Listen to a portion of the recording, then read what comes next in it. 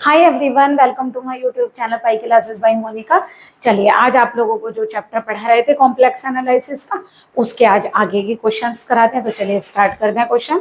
ये क्वेश्चन है आप लोगों का, आप लोगों को एक कंडीशन गिवन हुई दे है, ये वाली कंडीशन आप लोगों को गिवन है ना, और आप लोगों से पूछा है show that the triangle whose vertices are, यानी कि दो ट्राइंगल्स हैं जिनमें से एक की वर्टिसेस Z1 Z2 Z3 है और दूसरे ट्राइंगल की vertices Z1 dash Z2 dash Z3 dash है। तो हमें प्रूफ करके दिखाना है कि वो इक्विलेटरल ट्राइंगल है। सबसे पहले एक काम करिए, जो आप लोगों की गिवन कंडीशन है वो लिखिए।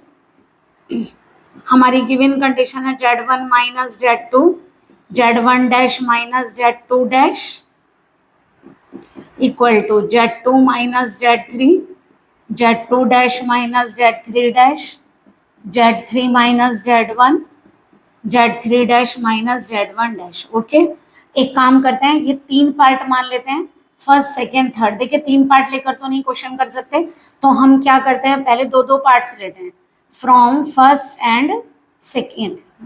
ठीक है, शुरू में फर्स्ट और सेकेंड ले लेते हैं। चलिए, तो क्या हो गया यहाँ से, Z1 minus Z2 Z1 dash minus Z2 dash Z2 minus Z3 Z2 dash minus Z3 dash. Okay, देखिए इसको इस तरीके से लिखे। देखिए, ये क्वेश्चन प्रूफ करने के लिए आप लोगों को थोड़ा सा रिमाइंड तो करना पड़ेगा कि हमें क्वेश्चन कैसे करना है। ठीक है, अदरवाइज डायरेक्टली तो आप लोगों को एकदम से नहीं पता चलेगा कि इस तरीके से क्वेश्चन होगा। ये आ गया आप लोगों का।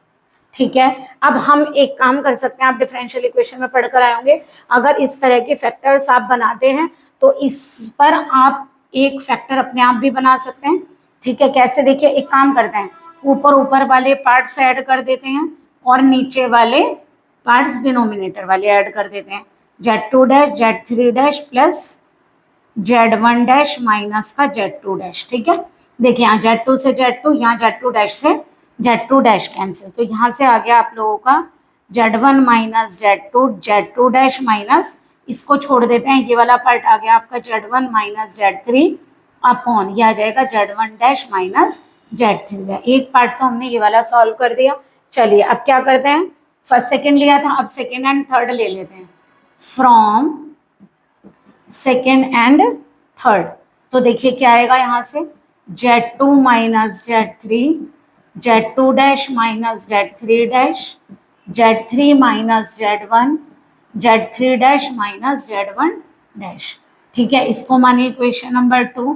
अगर हम क्या करें, इन दोनों की multiply first and second equation, अभी बताते हैं ऐसा हमने क्यों किया।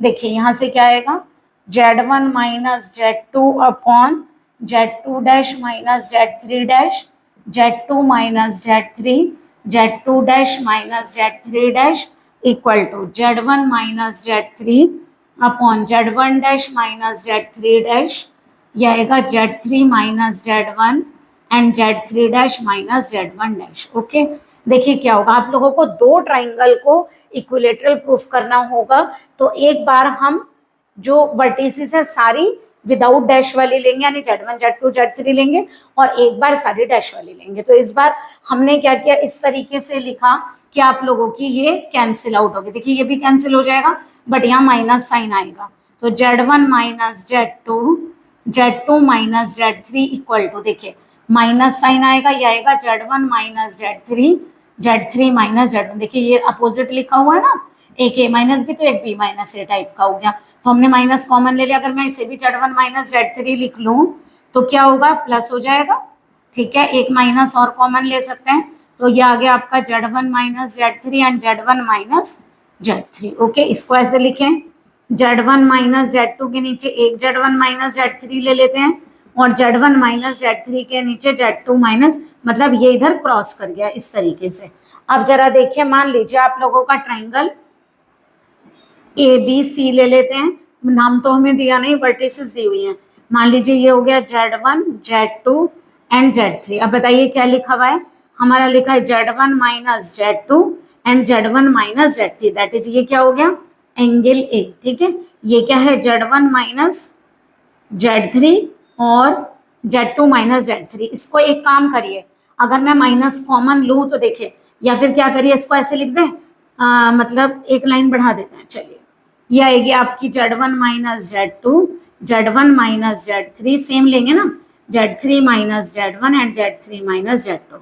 ओके, अब बताइए ये कौन सा एंगल बना, Z3 minus Z1 and Z3 minus Z2, that is angle C. तो यहाँ से क्या आ गया, angle A equal to angle C. तो देखिए इसी तरह अगर हम कंडीशन, जैसे हमने फर्स्ट सेकंड लिया, फर्स्ट थर्ड ले लेते हैं, है ना, तो इस तरीके से अगर हम चेंज करेंगे तो जैसे एंगल से के इक्वल आया है, आप क्या कह सकते हैं, सिमिलरली।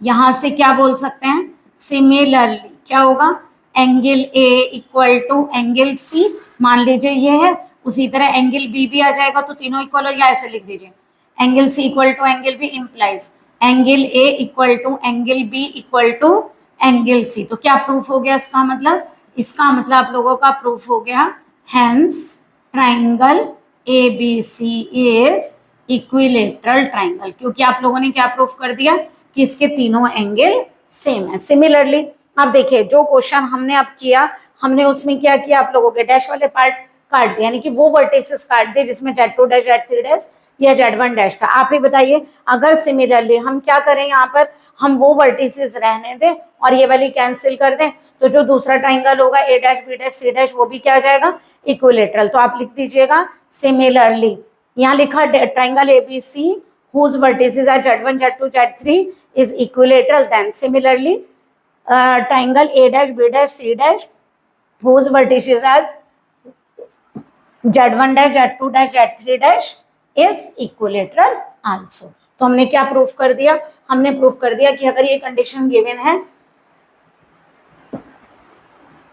ये कंडीशन आप लोगों की गिवन है, तो हम ये प्रूफ कर दिया कि जिनकी वर्टिसेस ट्राइंगल्स की ये हैं, वो दोनों ट्राइंगल्स आप लोगों के इक्विलेटरल होंगे। तो देखिए थोड़ा आप लोगों को कंडीशन याद रखनी पड़ेगी कि आप उसे सॉल्व कैसे करेंगे, अदरवाइज डायरेक्टली तो सॉल्व नहीं होगा। ओके, चलिए करिए। कॉम्प्लेक्स एनालिसिस का ये मोस्ट इंपॉर्टेंट क्वेश्चन है। चलिए आप लोगों को करवा रहे, क्वेश्चन में दिया हुआ है Z1, Z2, Z3 are vertices of an isosceles right angle at the vertex Z2, यानी कि आइसोसेलेस है, यानी कि दो साइड इक्वल है, राइट एंगल किस वर्टेक्स पर है, Z2 पर है। तो हमें ये प्रूफ करके लानी है कंडीशन। तो सबसे पहले देखिए, अगर आप लोगों का ये ट्राइंगल है, ठीक है, ए बी सी, मान लीजिए ए बी और सी, तो ये एंगल क्या दिया हुआ है हमें, 90 डिग्री, है ना, क्योंकि राइट एंगल है। तो इसका मतलब ये हुआ, अगर बी एंगल राइट एंगल दिया हुआ है, गिवन क्या है, given angle b is equal to π/2, इसका मतलब आर्ग्यूमेंट ऑफ, किसका आर्ग्यूमेंट होगा, देखिए इसकी वर्टिसेस Z1, इसकी Z2 और सी की होगी Z3। तो क्या लिखेंगे आप लोग, कैसे निकालते हैं, Z2 minus Z1 upon Z2 minus Z3 is equal to कितना होगा, π/2। इतना क्लियर है आप लोगों को। अगर इसका आर्ग्यूमेंट π/2 है, तो ये बताइए π/2 कैसे बनता है, पहले ये बताइए। देखिए थीटा कैसे लिखते हैं आप लोग, समझिए, tan इनवर्स y अपॉन, अगर ये 0 हो जाए तभी तो इन्फिनिटिव आएगा, 0 होने का मतलब क्या हुआ, ये प्योरली इमेजिनरी होगा, इसका मतलब इसका रियल पार्ट 0 होगा। दैट इज क्या लिखेंगे, that is Z2 minus Z1 upon Z2 minus Z3 is purely imaginary, या फिर क्या बोल सकते हैं, प्योरली इमेजिनरी, दैट इज क्या बोलेंगे, real part of Z2 minus Z1 upon Z2 minus Z3 is 0। अब जरा हमें ये बताइए, रियल पार्ट आप लोग कैसे निकालते हैं, ये बताइए। अगर Z आपका x प्लस, देखिए करके बता रहे हैं, वैसे हम बता चुके हैं आपको, Z बार क्या लेते हैं, x माइनस i। अगर मुझे रियल पार्ट निकालना हो तो x निकालना, तो y कैंसिल करना होगा, तो Z plus Z bar is equal to 2x, इसका मतलब x इक्वल टू कितना आ गया, 1/2 Z प्लस Z बार। इसका मतलब आप लोगों को क्या पता चला, real part of Z, x को रियल पार्ट ऑफ Z ही तो कहते हैं, 1/2 क्या होता है, वो नंबर जिसका रियल पार्ट निकाले एंड उसका कॉन्जुगेट। ओके, तो चलिए अगर हमें इसका रियल पार्ट बताने तो क्या लिखेंगे, 1/2 ये वाला नंबर प्लस क्या लिखेंगे यहाँ पर, प्लस इसका conjugate, Z2 minus Z1, Z2 minus Z3 का conjugate equal to 0। This is the real part, है ना, क्लियर हो गया, रियल पार्ट यही तो है, x इक्वल टू 1/2, वही जिस नंबर का रियल पार्ट ले रहे हैं वो कॉम्प्लेक्स नंबर प्लस उसका जेड बार यानी कि कॉन्जुगेट। इसी तरह हमने लिया जिस नंबर का हमें रियल पार्ट लेना है और उसका कॉम्प्लेक्स कॉन्जुगेट, ठीक है।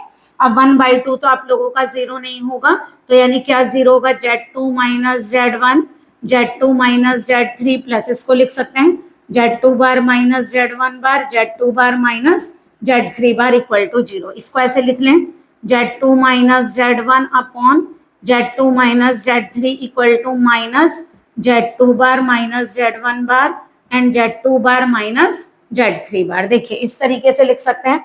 अब आप एक काम करिए, आपको ध्यान ये रखना होगा, अगर यहाँ Z2 माइनस Z1 है तो ये सेम वाला इसके नीचे ले आइए, तो यानी ये क्या बन जाएगा आप लोगों का, ये बन जाएगा आप लोगों का इस तरीके से। देखिए Z2 माइनस Z1 अपॉन इस पार्ट को अगर मैं इसके नीचे लाऊं Z2 bar minus Z1 bar equal to minus इसको क्या लिखेंगे Z2 minus Z3 upon Z2 bar minus Z3 bar. एक इक्वेशन आप लोगों की ये वाली हो गई, ठीक है।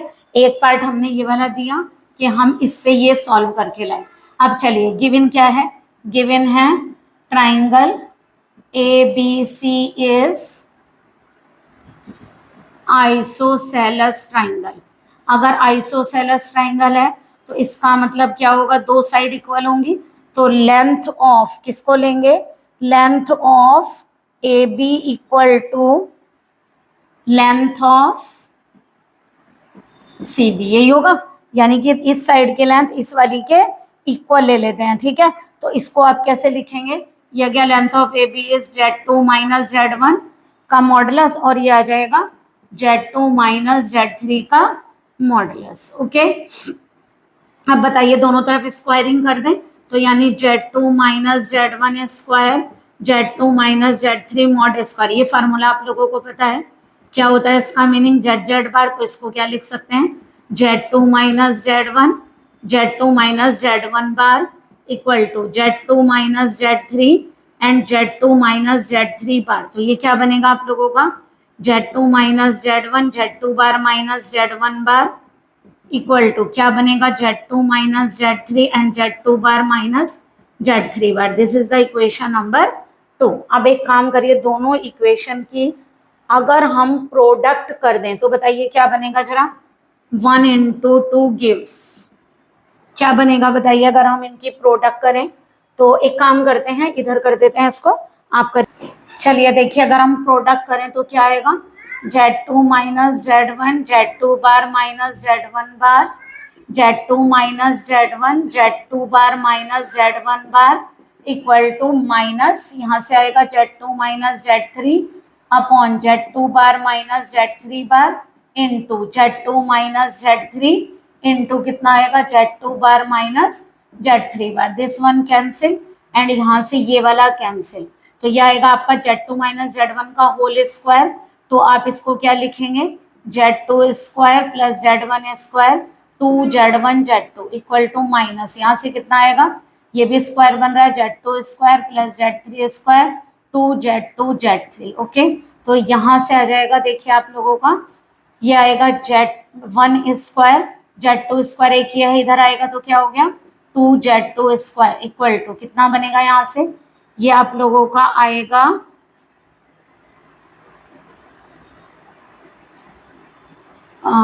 Z2 स्क्वायर आपने इधर लिया माइनस का 2Z1 Z2 plus 2Z2 Z3 minus Z3 square, okay. देखिए ये क्या आएगा आप लोगों का, ये आ जाएगा Z1 square plus 2Z2 square plus Z3 square is equal to 2Z1 Z2 plus 2Z2 Z3। तो यहाँ से आएगा Z1 square plus 2Z2 square plus Z3 square is equal to, अगर हम यहाँ से 2Z2 को कॉमन लें Z1 plus Z3, that means यहाँ आप लोगों का एक Z3 स्क्वायर छूट गया है ना। ये होगा आप लोगों का प्रूफ क्वेश्चन का। आई होप आप लोगों को क्लियर हुआ होगा। यहाँ पर देखिए Z3 स्क्वायर भी आएगा क्योंकि Z3 स्क्वायर यहाँ से ये आएगा ना Z3 स्क्वायर, ये भी बचेगा यहाँ पर। तो यहाँ पर ये मिस्टेक हो गया, आप लोग इसका करेक्शन कर लीजिएगा क्वेश्चन में कि यहाँ Z3 स्क्वायर भी होगा। कॉम्प्लेक्स एनालिसिस का इस चैप्टर का मोस्ट इंपॉर्टेंट क्वेश्चन आज आप लोगों को ये करवा रहे हैं हम। देखिए पहले क्वेश्चन पढ़िए, क्या लिखा है।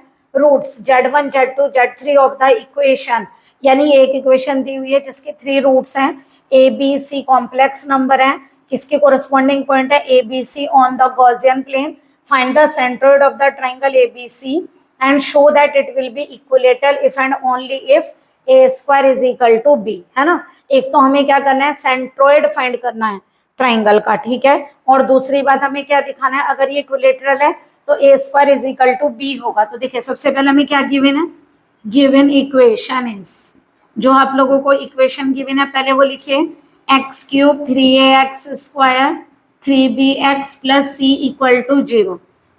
इट हैज 3 रूट्स से, कौन कौन से हमें दिए हुए हैं, Z1 Z2 Z3, that is आप लोग पढ़कर आए हैं sum of the roots, sum of the roots is equal to formula पढ़ा है माइनस बी अपॉन ए। कब, जब आप लोगों की इक्वेशन होती है a x cube b x square plus c x plus d equal to 0। तो जरा कंपेयर करिए सम ऑफ द रूट, यानी Z1 plus Z2 plus Z3 equal to minus b, यानी एक्स स्क्वायर का कोफिशिएंट हो गया 3a और इसका कोफिशिएंट हो गया 1, ठीक है। तो यहाँ से क्या मैं इसे ऐसे लिख सकती हूँ, Z1 plus Z2 plus Z3 upon 3 is equal to minus a, लिख सकते हैं ना, which is the centroid of the triangle, यही तो होगा, which is the centroid of the triangle A B c. चलिए ट्राइंगल का सेंट्रोइड तो आ गया, ठीक है। अब क्या करेंगे, sum of product of the roots, इसका फार्मूला क्या होता है, C अपॉन ए। तो ये क्या होगा, Z1 Z2 Z2 Z3 Z3 Z1 equal to C upon a, यानी कि 3b अपॉन इसका कोफिशिएंट कितना है 1, है ना। एक इक्वेशन हमारे पास ये वाली आ गई, ठीक है, फर्स्ट।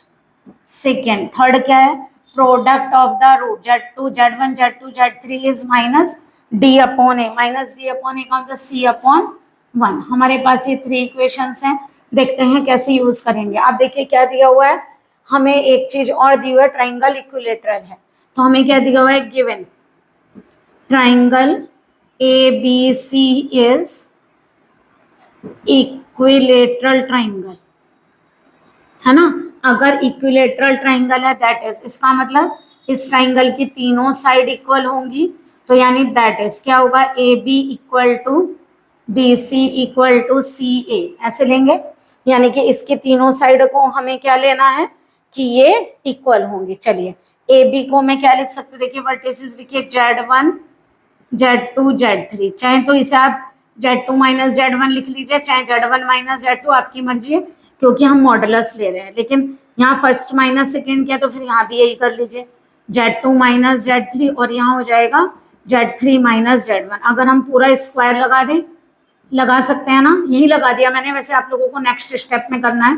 तो आप लोग ये फॉर्मूला जानते हैं क्या, Z बार, है ना। तो इसको क्या लिख सकते हैं, Z1 माइनस Z2, और बार में मैं डायरेक्ट लिख रही हूँ Z1 बार माइनस Z2 बार, है ना। पूरे पे बार अलग अलग हो जाएगा ना, separate, Z2 bar minus Z3 bar equal to Z3 minus Z1 and Z3 bar minus Z1 bar. एक काम करते हैं, इसे फर्स्ट पार्ट, ये सेकेंड और ये थर्ड, एक साथ 3 पार्ट तो करेंगे नहीं, ठीक है। इसको सेपरेटली सॉल्व करते हैं, एक एक दो दो पार्ट एक साथ लेकर, ओके करिए। देखिए सबसे पहले हम क्या ले लेते हैं, टेकिंग फर्स्ट एंड सेकेंड। मान लीजिए फर्स्ट एंड सेकेंड, क्या मैं इसे ऐसे लिख सकती हूँ, चलिए पहले लिख देते हैं, Z1 minus Z2 Z1 bar minus Z2 bar Z2 minus Z3 and Z2 bar minus Z3 बार। इसको क्या लिख सकते हैं, Z1 माइनस Z2, इसके रेशो में लिखिए Z2 bar minus Z3 bar equal to Z2 minus Z3 upon Z1 bar minus